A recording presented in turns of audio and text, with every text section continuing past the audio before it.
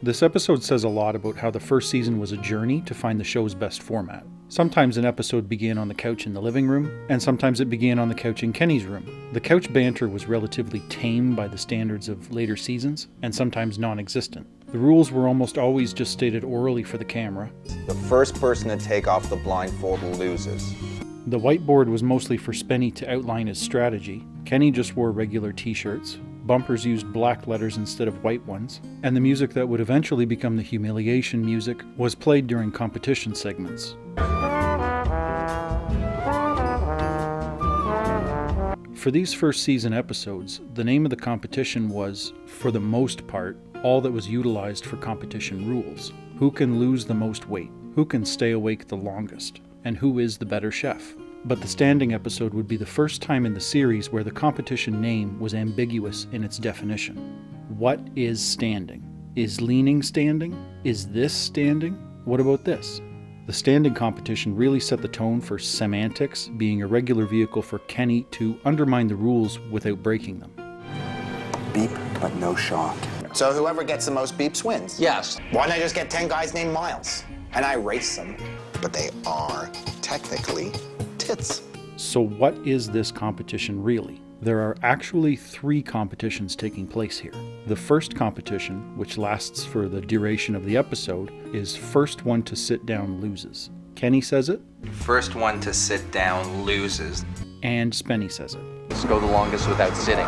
The act of standing comes with so many variables and options and versions, but sitting is indisputable. So regardless of how much Spenny wants it to be about standing, the first competition is really about sitting. The second competition, or in this case the narrative, is a pseudo-competition encapsulating a quest set forth by each guy to validate the correlation, or lack thereof, between leaning and standing. Leaning is not standing! It looks like standing. I'd say they're cheating. I don't think anyone could argue that you're not standing. You can make an argument. And finally, since neither guy sat down, the sudden death competition is... On 3, no moving the feet, Kenny. First guy to move his feet loses. Let's begin our quest with Spenny's first judge, the man from the Merriam-Webster dictionary.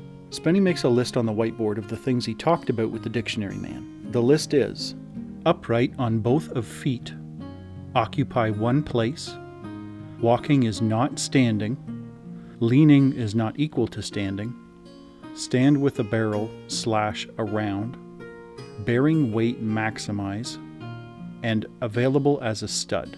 I'm going to describe these out of order because some of them are not in the dictionary. They're actually answers to questions that Spenny asked the dictionary guy. Number 1 on Spenny's list, upright on both of feet, is 1A in the dictionary, to support oneself on the feet in an erect position. Number 5 on Spenny's list, stand with a barrel / around, is 8A in the dictionary, to rest or remain upright on a base or lower end, as in standing a barrel as opposed to laying a barrel. Around is meant as stand around, which is 8B in the dictionary, to occupy a place or location, stand on a knoll, stand around. Number 7 on Spenny's list, available as a stud, is number 12 in the dictionary, meaning to be available as a sire or stud. In simpler terms, a male animal available to be used for breeding purposes. I can use it in a sentence. Petite Mermaid will be available to stand after the race. Number 2 on Spenny's list, occupy one place. This one is 2A in the dictionary, to take up or maintain a specific position or posture. This is an important one because everything else branches off of this definition. Number 3, walking is not standing, and number 4, leaning is not equal to standing. Numbers 3 and 4 are not part of a definition on the website, but knowing what I know about Spenny, he likely interrupted the dictionary gentleman after hearing definition 2A was to maintain a specific position, and he asked him, Would you say that walking is standing? No, walking is not standing because you wouldn't be maintaining a specific posture, you would be moving around. Would you say that leaning was standing? No, leaning would not fit the definition of standing either. Why? This is where number 6 on Spenny's list comes in, bearing weight maximize. Leaning is not standing because to stand would be to bear your full weight on your feet. Leaning reduces the vertical force by applying some horizontally. Therefore, leaning is not standing because you're not bearing your full maximum weight on your feet. Item 6 is also not in the dictionary, but why do I think that's where item 6 applies? Because as soon as Kenny starts leaning, Spenny points it out to him and says, Bearing I am standing weight. right. as in, to be considered standing, you must bear your full weight on your feet. Why does Spenny write bearing weight maximize instead of something more grammatically correct? He's taking notes as someone is talking on the phone, so he's just frantically scribbling trying to keep up. Maybe the guy said something like, bearing weight? Bearing maximum weight. So Spenny just scribbled maximize in there to keep up with the guy. As an aside, and because I like math, force equals mass times acceleration. Kenny weighed 172.5 pounds or 78.4 kilograms at the weigh-in for Lose More Weight. Acceleration for gravity is 9.8 meters per second per second. Therefore, if Kenny bears maximum weight on his feet, the downward force is 768.3 newtons. When Kenny stands approximately 10 centimeters away from the wall and then leans back, he forms a hypotenuse approximately 140 centimeters long between his heels on the floor and his shoulders on the wall. He forms an approximate 86-degree angle between his body and the floor. The magnitude of the resultant force is still 768.3 newtons, the horizontal component is now 53.6 newtons, and the vertical component is now 766.4 newtons. Can we input these results into a single sample t-test to determine if leaning is equal to standing? Our null hypothesis shall be there is no significant difference between leaning and standing. Puke the numbers into a calculator. The result is a p-value of less than 1/100,000th and a significance level of less than 0.05. Since the p-value is less than the significance level, we reject the null hypothesis, and therefore from a mathematical perspective, leaning is not standing. Does this mean that Kenny lost the competition? No, because the competition is really first one to sit down loses. The most important thing to take away from this is that these aren't rules per se. These are just the things that Spenny wrote down when he was on the phone with the dictionary guy. Kenny doesn't agree to them, and Spenny doesn't make a strong enough effort to claim that Kenny has broken the definition of stand. And then Spenny's second judge is the hot dog man. We don't get to hear if there was more to the conversation that led up to Spenny's question. Would you say that person was standing?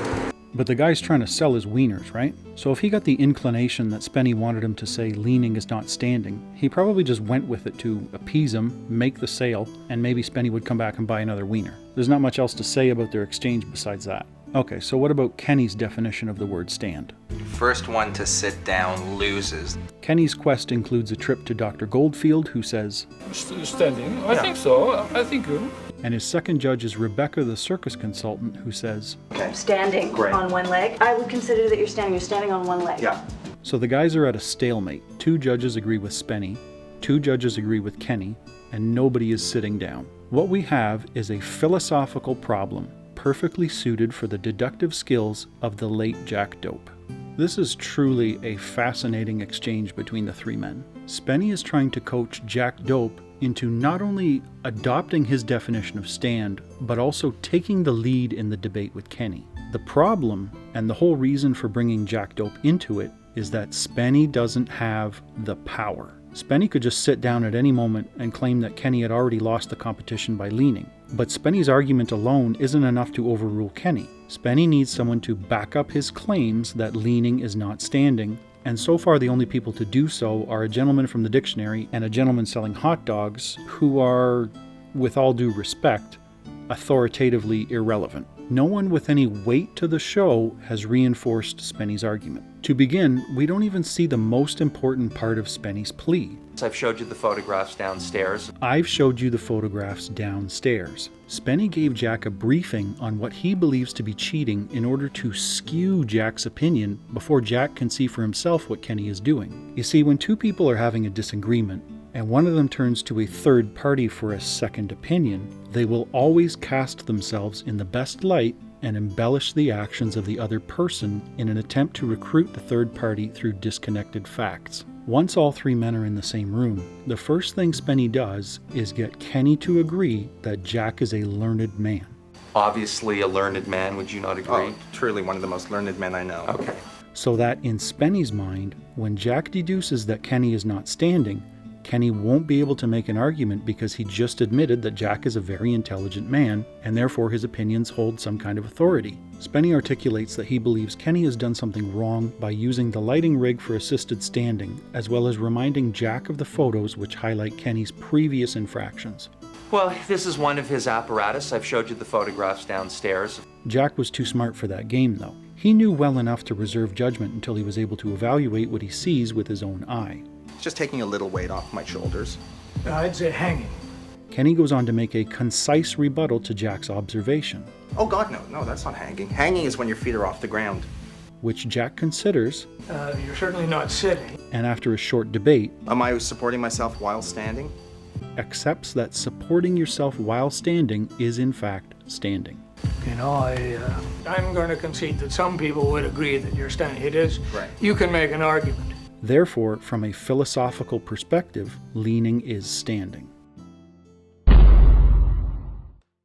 Ultimately, the definition conflict bore no influence on the competition because the deciding judge concluded that an argument could be made that leaning was in fact standing. Had Jack sided with Spenny, the competition would have ended right there. Once Spenny realizes that he's lost the debate of definition, he tries to make a personal attack against Kenny by asking leading questions to Jack. How do you describe a person like this? A person who... But Jack doesn't fall for that. Oh, I've a multifarious personality. I mean, I couldn't characterize it in a word. And I love this because Jack challenges Spenny to just come right out and say it. Are you suggesting that he might be a crook? Jack knows what's going on here. He recognizes that Kenny is playing semantics and ambiguity to his favor. Jack also recognizes that Spenny wants to compete in a purist sense. What happens next is an important exchange for understanding Spenny's character. After Jack affords Spenny the opportunity to speak up for himself against Kenny, Spenny answers in a way that puts the onus back on Jack, as if Jack were the one suggesting Kenny is a crook. Your word, not mine. You know. By doing so, Spenny is free to substitute his own synonyms into Jack's statement without the responsibility of providing evidence or making his own argument against Kenny. Crooked, crook, cheat. Crook, noun, informal, a person who is dishonest or a criminal. Crooked, adjective, dishonest, illegal. Cheat, noun, a person who behaves dishonestly in order to gain an advantage. And as long as we're here, let's look up the common denominator between the three. Dishonest, adjective, behaving or prone to behave in an untrustworthy or fraudulent way. Spenny frantically tries to restart the debate of definition by asking more leading questions to Jack. If someone falls asleep, Jack, what would you say happens to their body? Now, in that state, could you honestly say that that individual is standing? But it's too late. Jack puts his foot down and refuses to contribute any expert testimony to Spenny's cause. Well, Spencer, we have a problem here. Instead, because he was won over by Kenny's logic, he offers some insight for future competitions to avoid such ambiguity. You should have had an agreement about whether or not you could be supported by instruments other than yourself. Thank you. A pre-competition agreement defining exactly what is allowed. Jack Doupe's legacy to Kenny versus Spenny is rules. And in all honesty, the rules make the competitions even better because it forces Kenny to be just that much more cunning. Prior to this moment, the name of the competition was the only defining factor in creating rules. Who can lose the most weight? You'll lose weight, that's it. The only way to address perceived cheating was to call it out on the spot and hope that the other guy would concede. You spat at him. A marshmallow. He's got to give it to me because that's cheating. The lack of rules is what created so many opportunities for Kenny to interfere with Spenny during Season 1.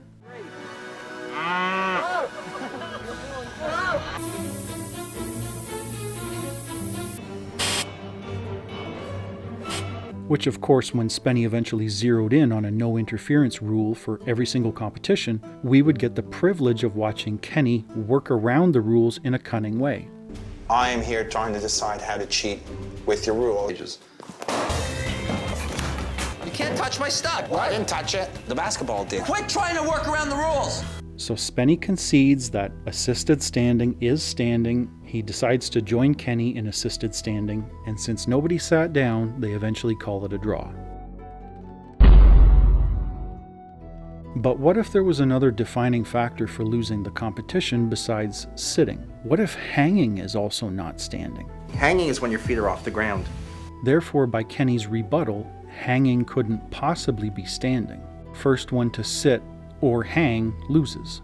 Did Kenny lose the competition by hanging? For your consideration, Exhibit A. At 9 minutes 16 seconds, Kenny uses the crutches to get downstairs. Do both his feet leave the ground at the same time? Is he hanging from the crutches? The left foot leaves the ground, but does it touch down again before the right foot leaves the ground? It's a difficult angle to tell, so I can't be 100% sure that both his feet are hanging at the same time. What else? Exhibit B, at 10 minutes 59 seconds, when Rebecca helps throw Kenny's leg over into an assisted standing position, he kind of does this little hop. His right foot is off the ground. Does his left foot also leave the ground? Is he hanging from the circus silk? We don't see it, so it's inconclusive. He likely did a little hopping foot drag adjustment kind of move, and dragging would mean that his foot didn't leave the ground. Okay, what else? Exhibit C at 11 minutes 10 seconds, just moments after helping Kenny get his leg over the silk, Rebecca helps him get out of the assisted standing position by throwing his leg back over the silk. Look at his hips. This movement kind of reminds me when I'm carrying something downstairs, and I'm all the way down, but I think there's one more stair, so I go to step down and I kind of do this awkward lunge because the floor is not where I thought it was. He kind of does this awkward lunge as if his left foot were off the ground and the floor is not where he thought it was. Since all of these incidents are inconclusive, I will concur that Kenny is still in the game. Since neither guy stopped enduring, they agree to a sudden death for the first time in the series. But before we get to analyzing that competition, let's do a little bit of trivia. Why do they blur Kenny's face here? He was soliciting someone to either threaten or assault Spenny. How do I know that 3 guys from a rough area would be likely to use intimidation and or violence to get Spenny to sit? They literally just threatened to break Kenny's legs. How about I break your legs, buddy? Did that guy really say that, or did they add that during editing? Kenny's wearing a microphone here, so I have no reason to think it wouldn't have picked up the guy's voice. By blurring Kenny's mouth, his lips couldn't be read, and an argument could be made that he didn't really say those things and that the audio was just a voiceover added during editing. Why did they blur his entire face instead of just his mouth? Because it's easier to add a large blur rather than a small one over the mouth and then track it between frames. What is gable? Otherwise known as poopy, browners, cucky, plops, or gable. According to this guy in Urban Dictionary, a gable is a small, lonely turd on the sidewalk. Itching powder is a substance made by grinding stiff plant fibers into a powder. The stiff fibers cause a prickling, itching sensation when placed on the skin, kind of like wearing a wool sweater. The itching sensation is caused by physical irritation and not by allergic reaction. I don't give a lot of love to the shirts that Spenny wears, but it's worth noting that this California protein shirt is one that he wore in the pilot episode. Maybe he got it for free with all the protein powder. Is leaning standing? It really depends if you're analytical or creative, left brain or right brain, Kenny fan or Spenny fan. I like math, but it's hard to argue against the flawless rationale of the late Jack Doupe. Regardless, neither guy sat down, so they eventually agreed to a draw. They moved to settle the competition with a standoff, the winner of which will determine who does the humiliation. During the sudden death standoff at 17 minutes 37 seconds, Kenny lifted his right heel up after 1, 2, 3 good luck. Look at his right thigh. You at home, stand up, flex your right hip, and lift your right thigh without lifting your heel off the ground. According to biomechanics, you can't do it without bending over or dropping your hips or throwing your hips way off to the left. Kenny didn't throw his hips anywhere or bend over. Therefore, Kenny lifted his heel, Kenny moved his feet, Spenny wins. I get comments from time to time asking me to discuss the foreshadowing that happens within the episodes. Many episodes feature a joke or a quip in the opening couch scene that becomes relevant later on in the episode. 2 of the most quoted ones are from Fishing and Homeless. I'm setting my stopwatch. I hope it's waterproof. Fuck! Go! You hit me, I'll fucking have you arrested. Okay, he is gonna press charges. You gotta be kidding, Kenny! Fuck you! For this episode, the foreshadowing is less obvious and it has a greater depth as it is quite ironic. Spenny tried in vain to get Kenny to accept his definition as rule. However, Spenny was willing to make one exception to his definition of standing. Walking is not standing, so we're going to have a gentleman's agreement that we're allowed to walk. The foreshadowing through irony is that, in order to reach a conclusion, the only definition they needed was the only one Spenny wanted to omit. No moving the feet, Kenny. Stand off. Just stand off. Okay, so something fun now. I had this plan on analyzing all the Season 1 episodes and then releasing a Who Won Season 1 special. followed by all of season 2 and so on. But I don't want to be releasing videos shot for shot with other channels, so I'm going to introduce the randomizer. From now on, at the end of the videos, we're going to randomly generate a number to match an episode from this list, and then that's what I'm going to cover next.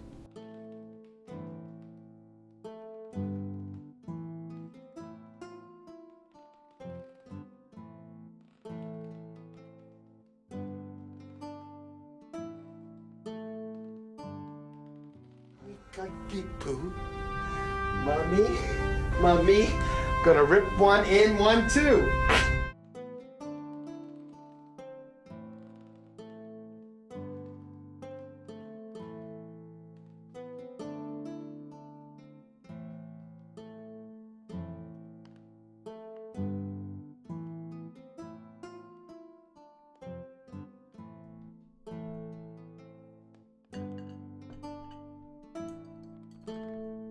So what do you think? Did I get it right? Do you agree with my conclusions? Leave a comment to let me know. And as always, thanks for watching. Like and subscribe to help the channel, and I'll see you on the next one.